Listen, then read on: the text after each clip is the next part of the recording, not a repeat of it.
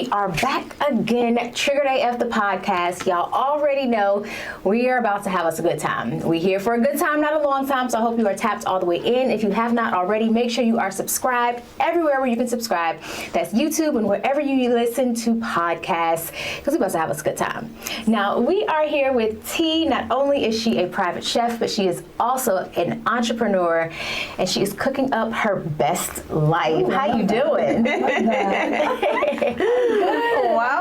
Welcome to the podcast. Yes, I'm so happy to. So I have known, she goes by T, but I call her Taneisha, okay? And I have known her for such a long time, like over a decade now, maybe right at a decade.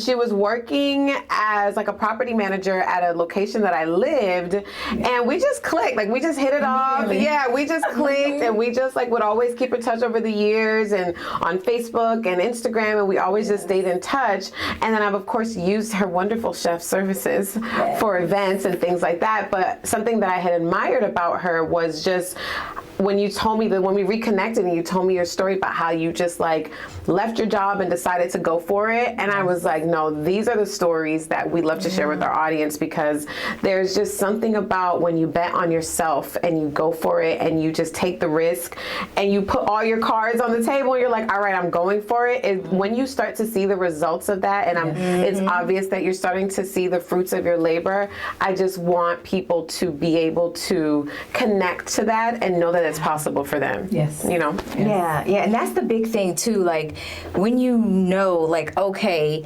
something is possible, but then knowing that something is possible for you, I feel like that is the confirmation, or that's the game changer, or that's where you actually move in the world differently.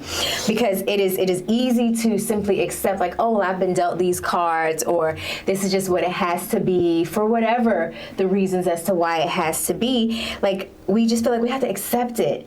But now you just decided, okay, I'm not accepting this, and you just walked off. I did. So speaking of walking and the steps that you're going to be taking, what would you say like are some of the steps that you took to redefine how your life would be?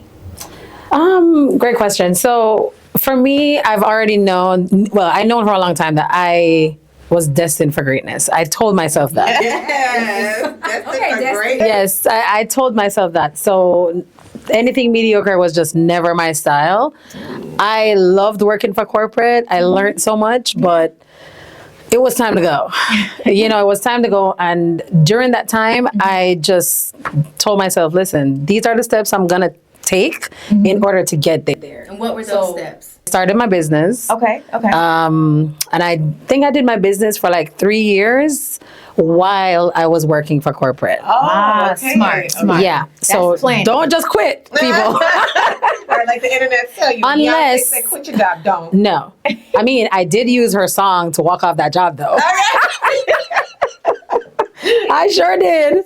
Okay, you won't break my soul. I have to show you that video. Like, no. So, no, but seriously, I started the business and was doing, and it's hard because it was hard. Still is hard, but I made it work because once, I had to condition my mind. So that was one of the steps. Yeah. I had to change my mindset. I had to change how I was thinking, obviously, if you have a support system, a husband or, a partner, a parent, whoever who can help you, it will be easier. Yeah. But I didn't have that. Oh. So, no, I didn't have that. So, my parents, yes, but, they're living their own lives, their best life. Yeah. And they're busy. So they're still pretty young. So I have kids, so it was just not easy. So my mindset, I had to change that and told myself, look, you can do this. Yeah. And I didn't know what I was doing. I was placed in a situation where I had a roommate because, like Danny mentioned, I was working in the apartment. So I had a good, rate with my apartment, stuff like that. And I still couldn't afford it. Still couldn't afford it because I wasn't really making money. Okay. So I had a roommate and things just started to get very, uncomfortable as you grow. You're living in a roommate with kids. It just was not for me. Yeah. So when we decided to go our separate ways, I'm like, all right, girl, you need a job. You need another job. You gotta have some money. Now I'm thinking the kids. Yeah. I'm like, okay, how is it that I'm going to manage the kids and a second job, because my job already was very, very demanding. So then I started to think again, and I'm like, all right, what can I do that can generate some income for me? I thought about working overnight, but then I'm like, I'm going to be tired. And you have children. I have children. I need to be like able to function during the daytime. Yes. So I started to wonder, and then my son's birthday party was coming up. Yeah. And I was like, you know what? I don't have all the money to throw him the party I want, but I'm going to pump some money into the decoration, and then I will do the food. I just won't tell anyone that I did the food, just in case it didn't turn out right. If I did it, if it was great, if you liked it, I did it. Exactly. If you hated it, oh my God, I got to talk to the caterer. Oh, the worst. That was the plan. So, I did. I had my food, nothing like I do now. I had the food in the wire racks that you'd get like at Party City, the foil containers. I did it the best I could. The food was great. Yeah. Everyone started coming around. Oh my God, who did the food? I'm like, why? Why you want to know? Yeah, why you want to know? They're like, it was good. I'm like, I did it. So that gave me the confidence that I needed. Perfect marketing opportunity because you've got all these parents who also have kids who need to do parties. Exactly. So it sounds like first was mindset, second was to create a plan for what you're going to do to produce what you need. Yes. I like that. And then create a dope market or take advantage of a really dope marketing opportunity to get people to know about your interested. business. Exactly. Okay, so that's 3. Okay, all right. Right. All right. Right. So, maybe it's more than 3. So and then after that is the execution. Consistency. So I started getting inquiry. I still was a little bit terrified to take someone's money to go cook for them. Yeah. Because I'm like, man, I'd always volunteer for, the potlucks and, the family gatherings, and I would be the one. But funny enough, growing up, I did not like cooking. Oh, really? Because I did not like cooking. I think it was forced upon me. Right.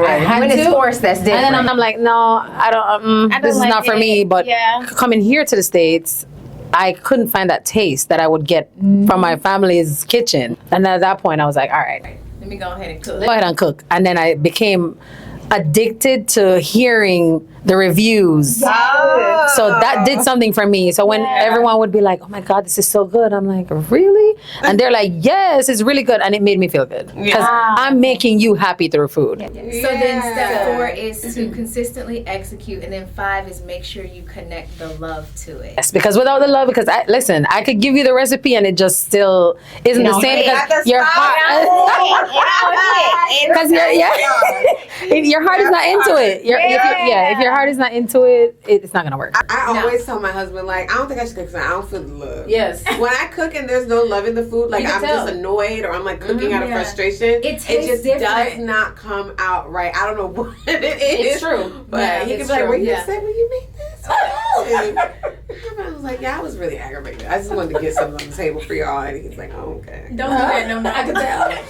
No, it's true, but it's good that you identify that. Because for me, it's very important. So for me, I even now, when I know I have a gig or I have a job or whatever, I try not to be irritated. Yeah. I try to be in the best mood. I turn on my music. I sing. I dance. All that stuff because you need to taste that. In the food. Yes, you need to taste this love. All this love I'm giving to you. They ask me, what you put in the food? I'm like, love. Love.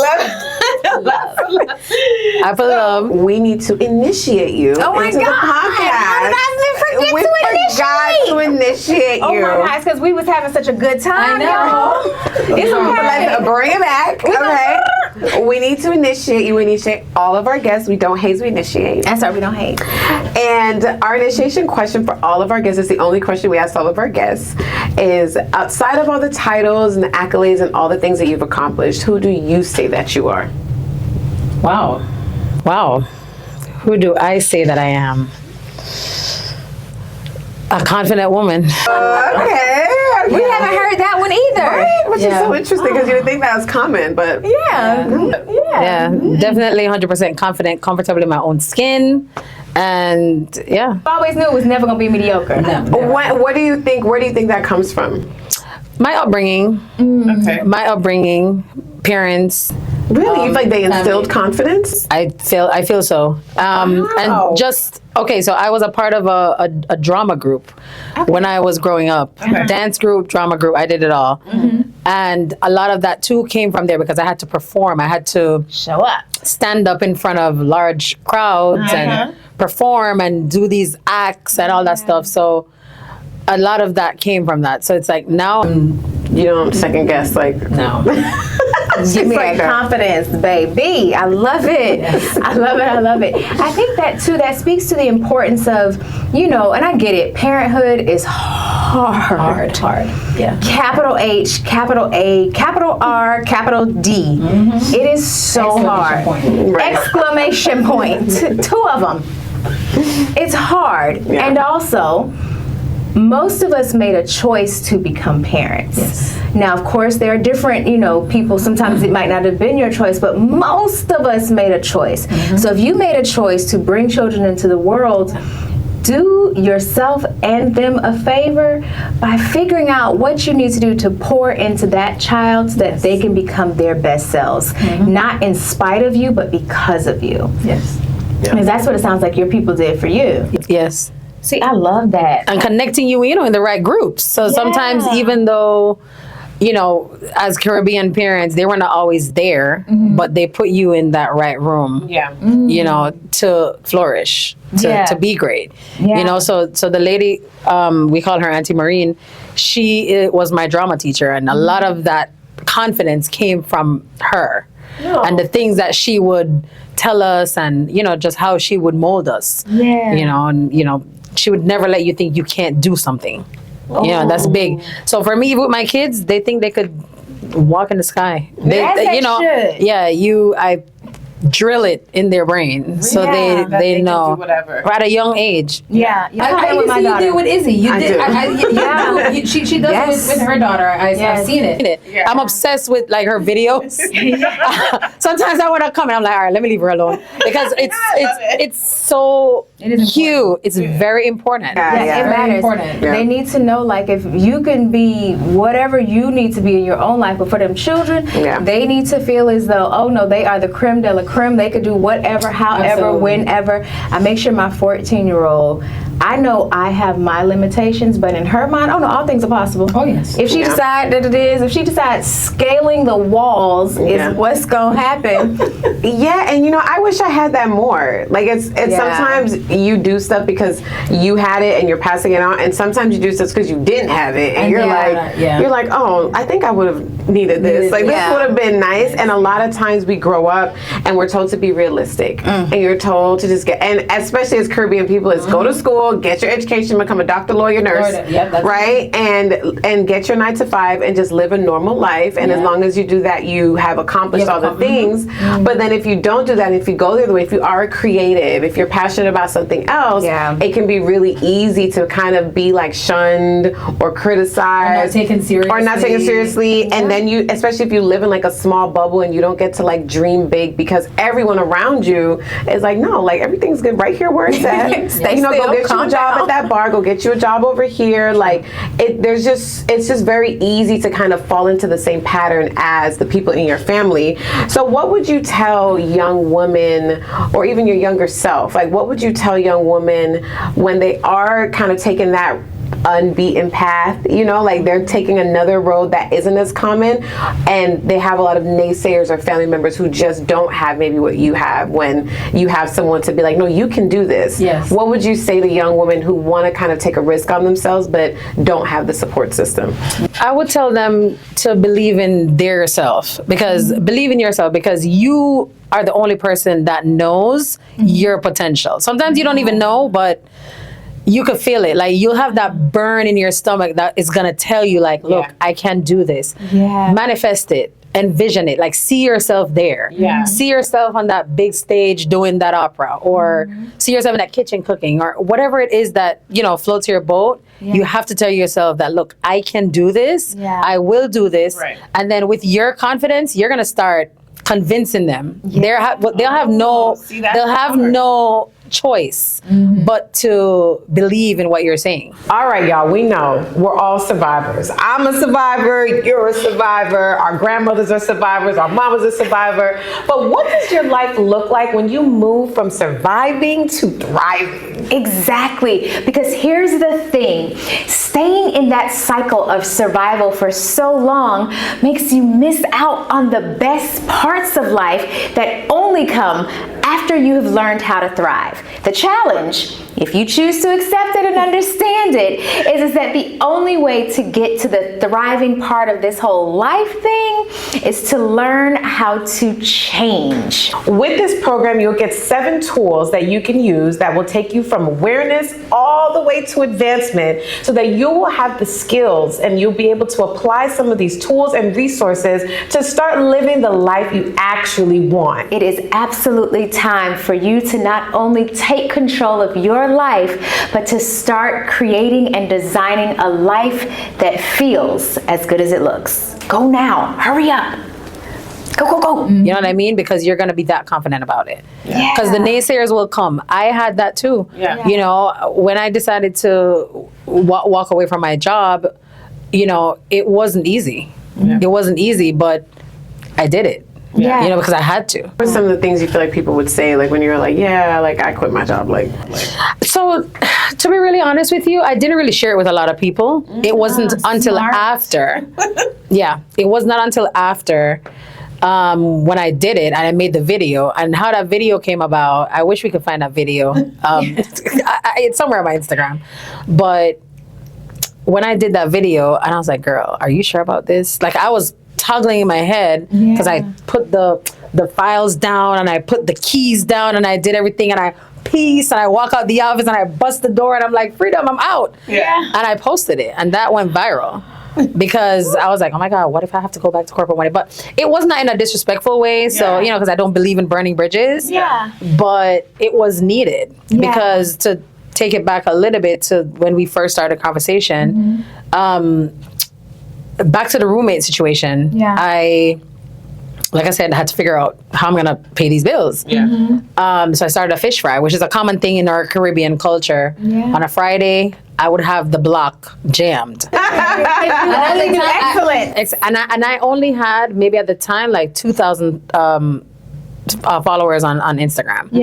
So it was like really like word of mouth, and I started doing these fish fries, and I had my daughter up and down with the bags and my nieces, and we would just sell food on a Friday. And then the inquiries started coming in more about the parties and so on, and then I just, you know, started to elevate, connected with other chefs, and just tried to change the game, you know?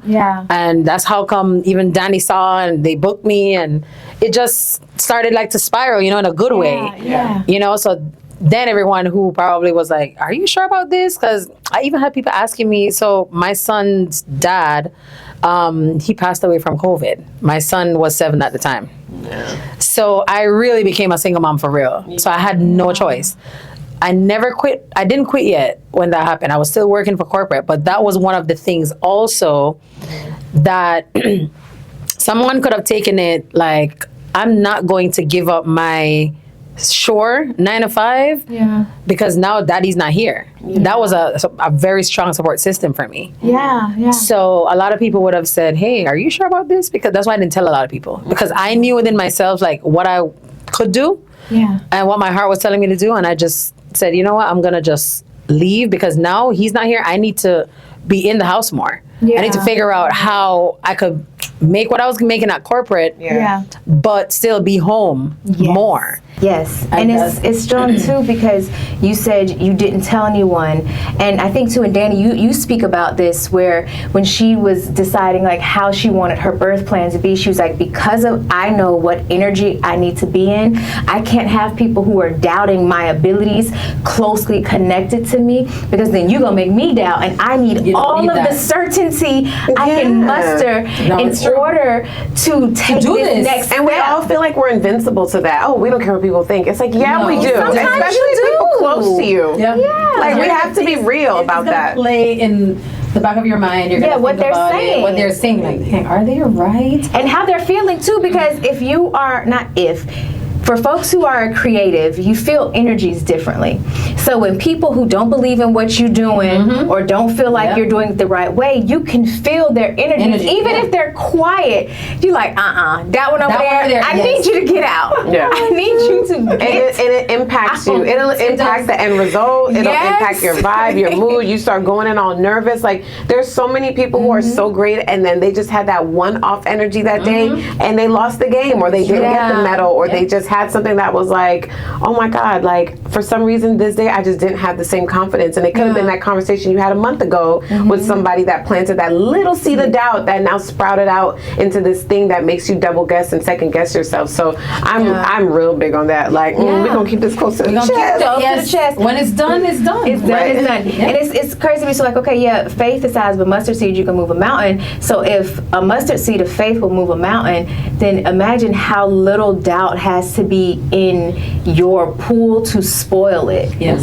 It's a real. Because usually the negative has more power because it brings more stuff so that it can be more impactful. Absolutely. Like, good news don't spread usually as far as the bad news. It does not. So that means the doubt can be smaller than a mustard seed to spoil my whole pot. You got to go. No, and something you said too, you were like, you didn't want to burn the bridges. And I think for our listeners, sometimes there is power in burning the bridges so that you won't cross back over it because you're scared. That's true. Like, when I was leaving Florida, so my ex-husband, he got divorced, and I was like, okay, I never want to take his child from him. 2 weeks after we got divorced, he was like, oh yeah, by the way, I'm moving to Ohio. We lived in Florida.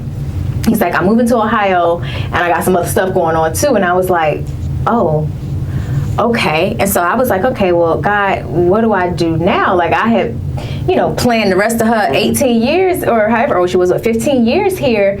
What am I supposed to do now? And I just sat and, like you, I was like, well, let me come up with a plan, because clearly, we figured this thing out. And I just kept hearing New York, New York, New York. And my mother was like, oh, absolutely not. You're selfish. You're this, you're that.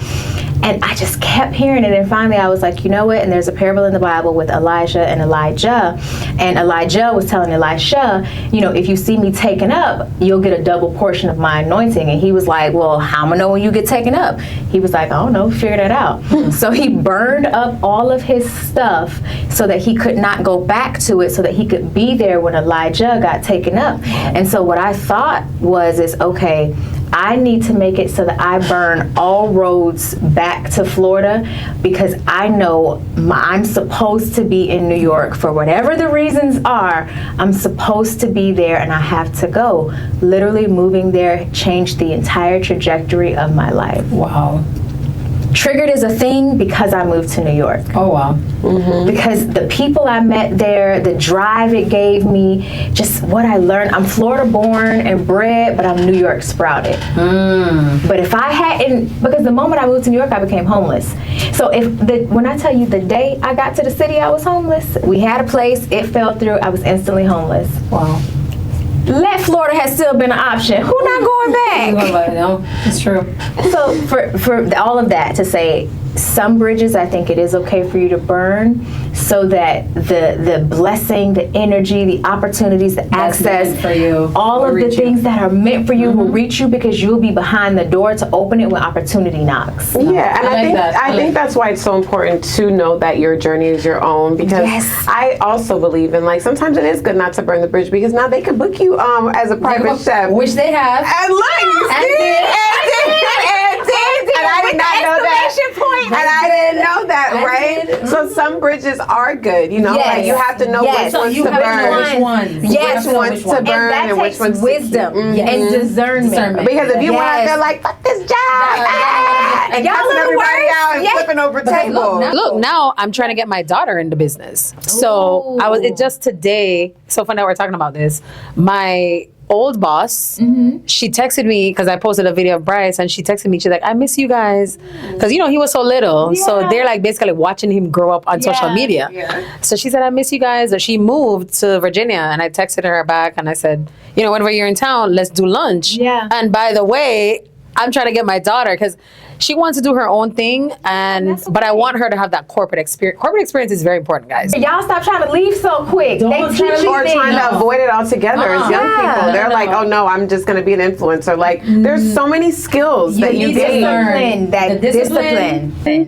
The discipline. I learned so much. Like, I would not be able to operate Tea Cooks the way I do, with the customer service, just the overall operating the business if I did not have that corporate background. Real thing. We both have a corporate background, and we know that it plays a huge role in our lives and in our entrepreneurship what journey. What these KPIs looking like? What's the customer journey? Like there's so much that you learn, how to speak to people, how to just bring it in sometimes and just let it roll off your back, how to send a nice nasty email. Like, you know how to email. You need to know how to say fuck you in a nice way. In an email. And you don't learn that in the streets, y'all. You got to learn that at somebody's desk. Okay.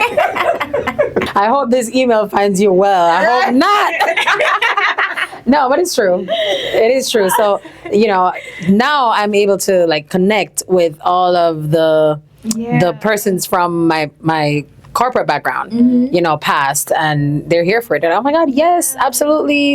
Send me her resume, this, that. So it's good. Yeah, it's good. But what got me to the point now of like leaving.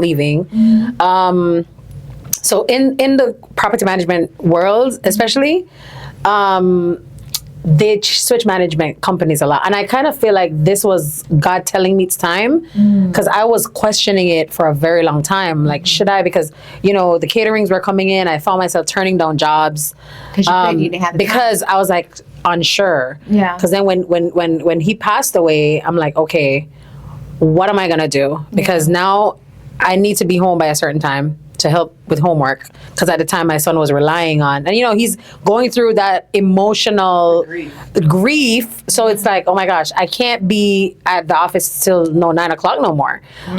Feeding him McDonald's, like, that's not gonna work. Yeah, and it's only me, so it's hard. So I just decided, you know what? So where you met me, they were switching management companies, and the company that was coming in, they interviewed me. I didn't feel it. I didn't see myself working for that company. Yeah. So I told them, I said, hey, give me some time to think about it. I heard about another property was opening up, and I prayed about it that night, and I applied for that job. And I prayed about it, and I said, God, if this job is for me, give it to me. Yeah. If it's not, then I know that you're telling me to go start my business. Yeah.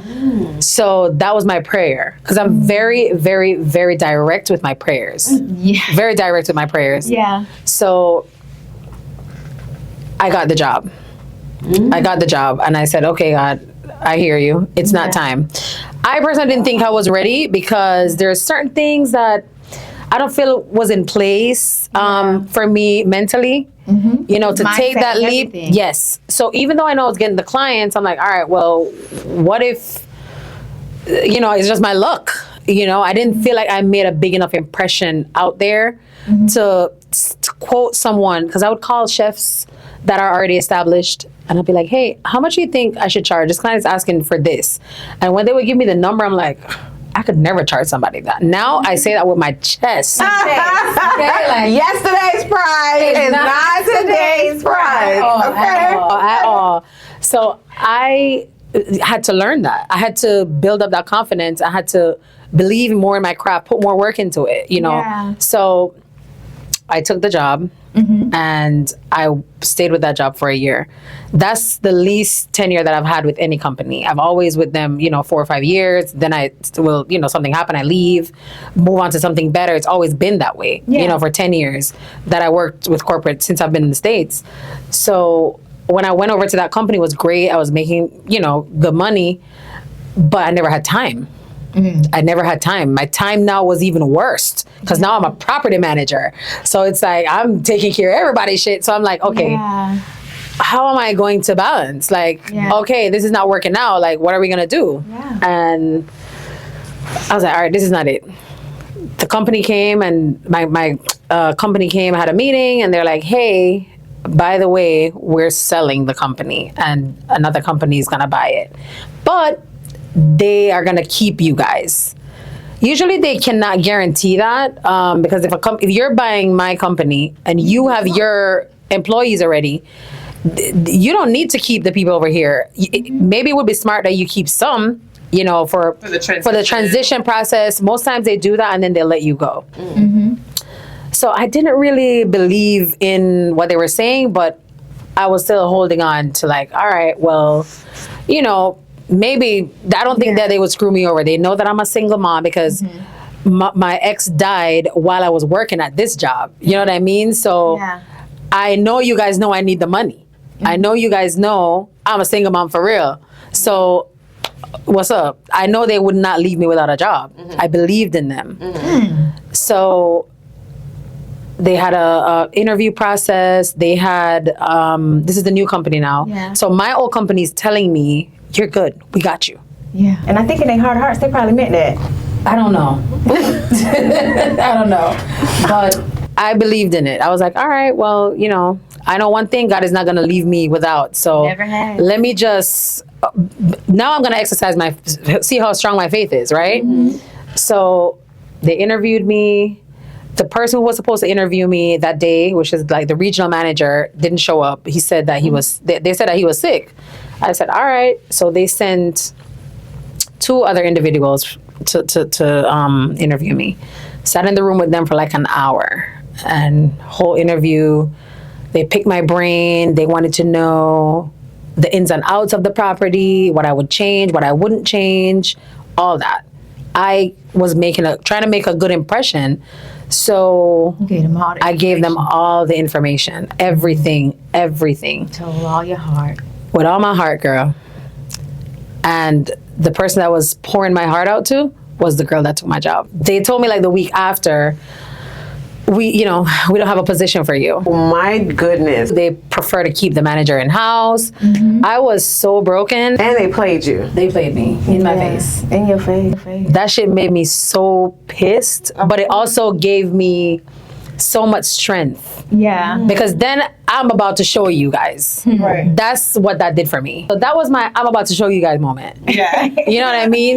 Sometimes you gotta pop out and show. Yes. That was that for me, right? So the day when I was leaving, so how these sale things go, how it works is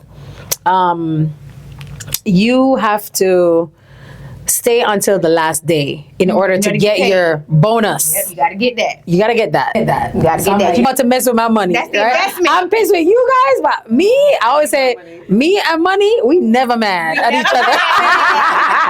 We always in love. We always in love. We always in love. He told me that. I was like, all right, bet, no problem. All right, so I'm like, all right, God, I'm gonna come back to you with the same prayer now. I'm gonna keep looking for a job, but if I don't find one, it's about to be me and T Cooks all the way. So I started looking. Stuff was coming in, but it's nothing that made me tick, Yeah. So I was like, all right. So where we had our temporary office, because the property that I was working at, prior to that, we were working out of a temporary office space. And there was a guy in there that did taxes. And he told me that he does business taxes, whatever. And I'm like, you know what? I need to be in a position, because eventually I want to buy a house. So he was like, all right, you need to do this, you need to do that. We had a consultation and he set me up. Big up PJ. Like he did that, right?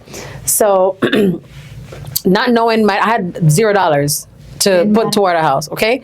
But I wanted to set the thing right from the beginning, because again, I knew it was attainable. I'm going to get it. Don't know when. These people played with me. I'm about to just leave. So the day when I made that I'm leaving video was when I found out that the person who interviewed me was the person who was taking the job, and that made me like mad. So I had to stay at the office until they closed. Deposit hit the bank account, blah, blah, blah, the whole process. Yep.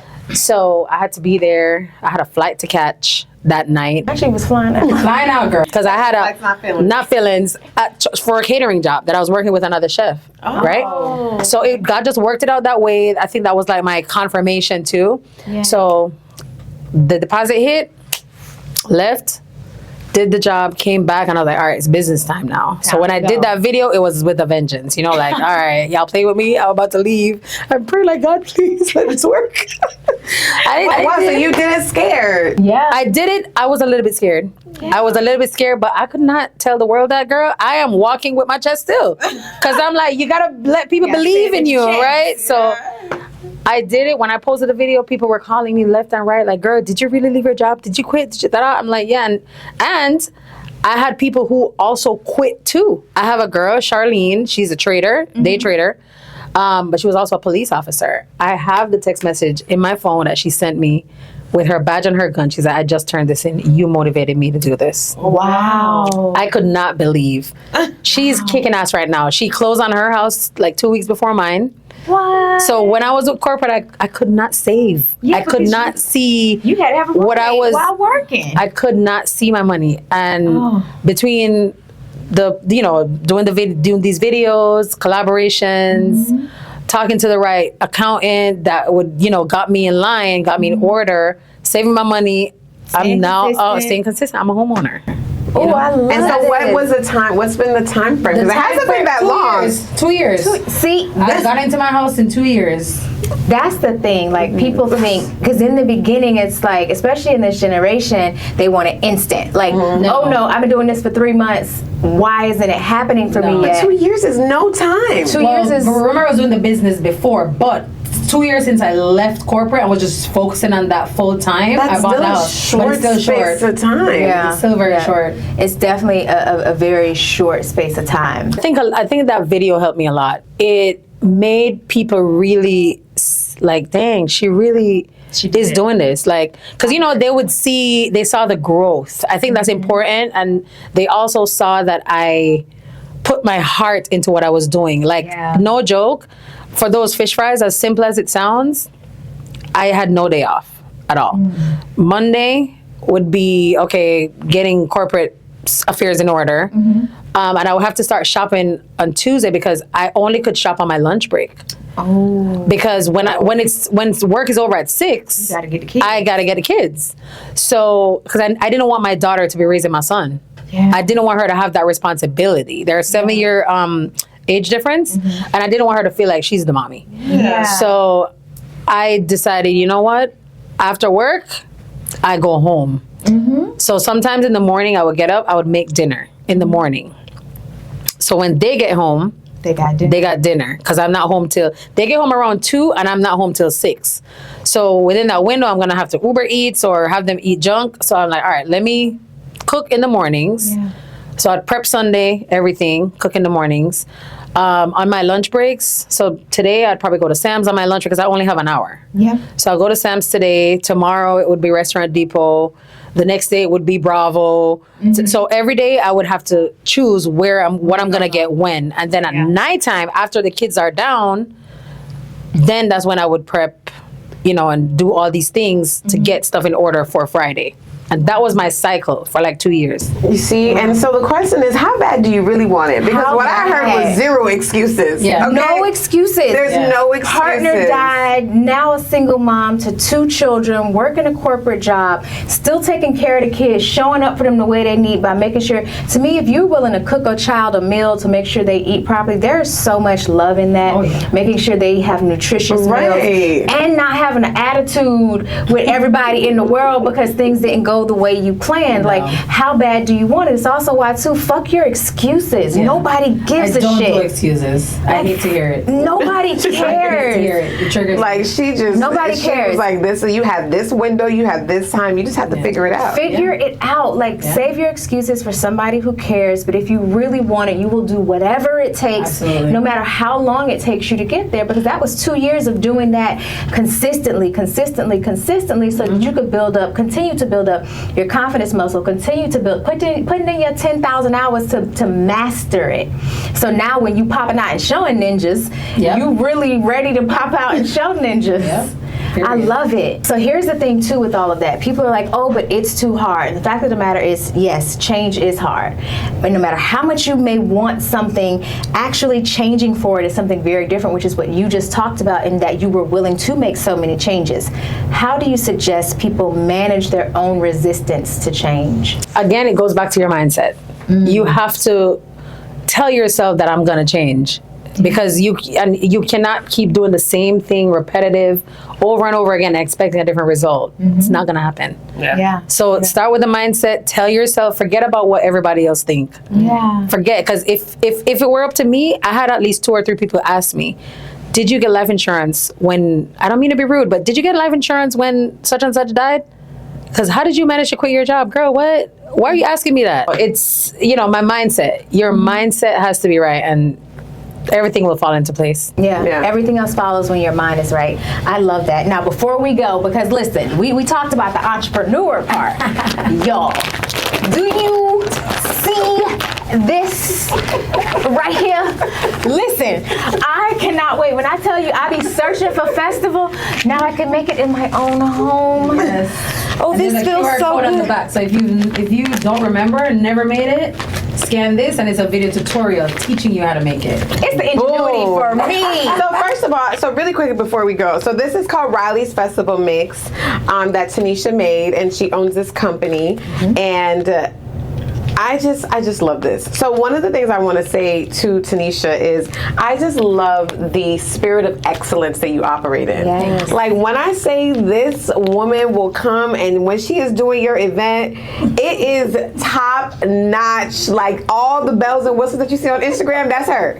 She does all the things, the beautiful decorations, the flowers, and it's stuff that you're just like, how did you even think of this? Like your creativity is just next level. And then you have the quality of the food. The food tastes damn good. And then her energy and her spirit is just so collaborative and just so kind and warm. So I just love this for you. Like there are people who are doing things and you're like, oh, good for them. And like you hope that they're decent people. This is a decent person. Like this is a great, good-hearted person making it. And sometimes when you are maybe taking the longer way because you want to stay authentic and you want to stay genuine and pure, it feels frustrating because you're like, God, like why is everybody else up there, and I know they full of shit, and I'm out here trying to be a good child of God, right? But it's nice to see people winning who I know are just great people. So I'm so happy for you, and I really want to see you push, and I will always support you guys. Go buy this because where can they find it? Where do they go to stay connected with you? All the things. Where do we go? So for the festival mix, if you're local in Florida, in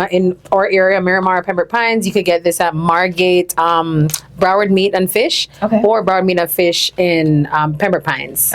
Also, you could get it online at RileysFestivalMix.com. And I'll ship it to you. Right now, I'm trying to get into other stores. You can get it at Chef Ree's Kitchen. That's in Davie. You don't have to do nothing to this. It's just add water. And it's 100% vegan. And yes, just add water. And then all my socials is at Tea Cooks with Flav on Instagram, TikTok, and then I also have an Instagram page for Riley's, because this is a whole brand in itself that I'll have other products under this umbrella. Riley's is my maiden name, so I kept it. This is my family name, so this is how this came about. The dumpling mix is coming soon. And all the other stuff. It's all the things, all the things. Well, you can stay connected with me at the Danny Bordeaux. BOURDEAU is the last name. Please go to at TriggeredAF PC on Instagram. Go to TriggeredAF Podcast.com to stay up to date with the latest and greatest episodes. And you can stay connected with me everywhere at Alicia Reese. Y'all know it's spelled uniquely, ALECHIA, last name Reese, REESE. Make sure you also go to TriggeredAFEvents.com. So not only can you find out the latest and greatest events that we have coming up, but also if you are having trouble figuring out how to make real lasting change in your life, if you are trying to figure out how do you make your life feel as good as it looks, you need to go there. There's a program there called the 7 Agents of Change, and it will completely transform your life, and I do not want you to miss out. But until next time, we will see you soon. Bye.